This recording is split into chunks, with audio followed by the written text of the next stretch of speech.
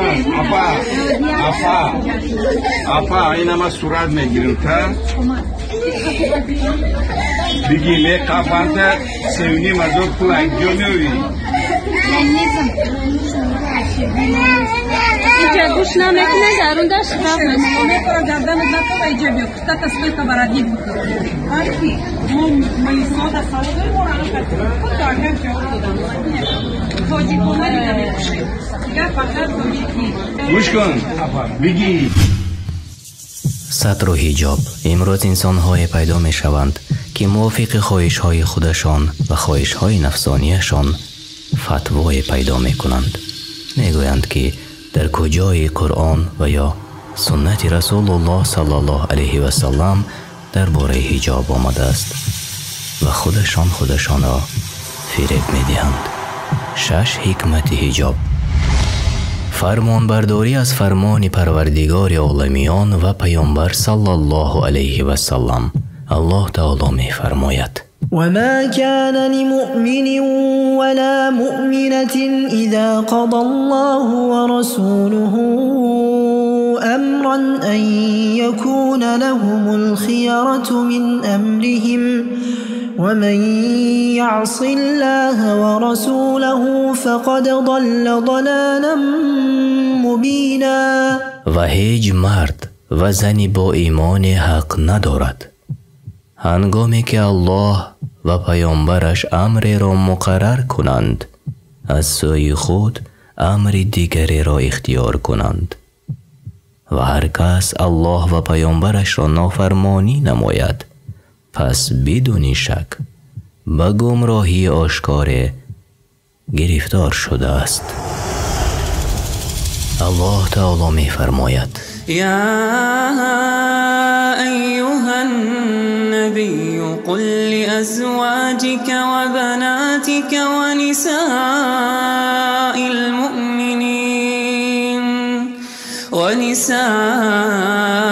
المؤمنين يدنين عليهن من جلابيبهن. ای پیامبر به همسرانت و دخترانت و زنان مؤمنان بگو چادرهای خود را بر خویش فرو افکنند، یعنی با آن سر و صورت و سینه هایشان را بپوشانند. الله تعالی می فرماید و من یطع الله و رسوله فقد فاز فوزا عظیما. و هر کس که از الله و پیامبرش اطاعت کند واقعاً به کامیابی بزرگ نائل شده است. حکمت 2. حجاب راه است برای حفاظت کردن پاکی دلها، چون اگر چشم نبیند دل آرزو نمی کند. الله تعالی می فرماید و هنگامی که چیزی یعنی از وسایل زندگی خواستید پس از آنان یعنی زنان پیامبر از پشت پرده بخواهید، این کار برای دلهای شما و دلهای آنان پاکیزه تر است. حکمت 3. راه است برای پیشگیری کردن از فساد، چون زنان خودشان را با این حجاب که الله تعالی فرمان داده است نپوشانند، باعث زیاد شدن فتنه و فساد می شود. حکمت 4. راه است جلبگیری و حفاظت کردن از حیای زنان، چون نداشتن حجاب نداشتن شرم و حیا است. پیامبر صلی الله علیه و سلم فرمودند حیا و ایمان نزدیک یکدیگرند که یکی از آنها از بین برود دیگری نیز از بین می رود.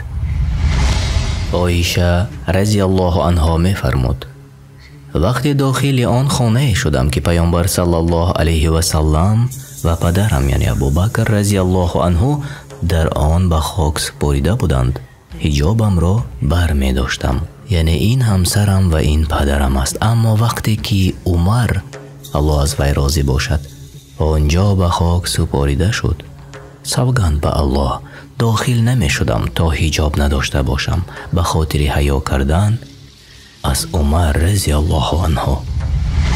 حکمت 5.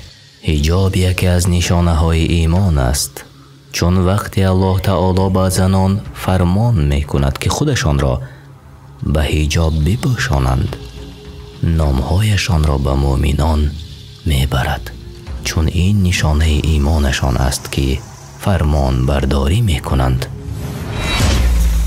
وقتی چند تا از زنان بنی تمیم پیشی عایشه رضی الله عنها با لباس تنوک در تن داشته بودند آمدند، عایشه مادرمان الله از او راضی باد فرمودند اگر شما با ایمان باشد این لباسی ایماندار نیست، یعنی آن لباسی تنوک را در نظر داشتند. حکمت 6. راه است برای حفاظت کردن از انسان‌های بد، چگونه ای که الله تعالی می فرماید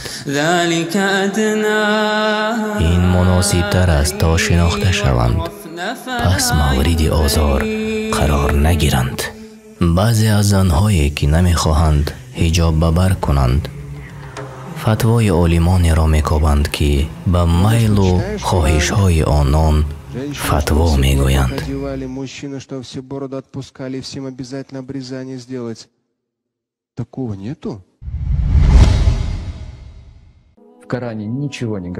این تنها خودفریبی است. الله تعالی را دعا می کنیم که ایمان ما و زنهایمان را و کل مؤمنان را کامل بگرداند تا اسلام را و شریعت اسلام را به پورگی در دل توانیم قبول کنیم.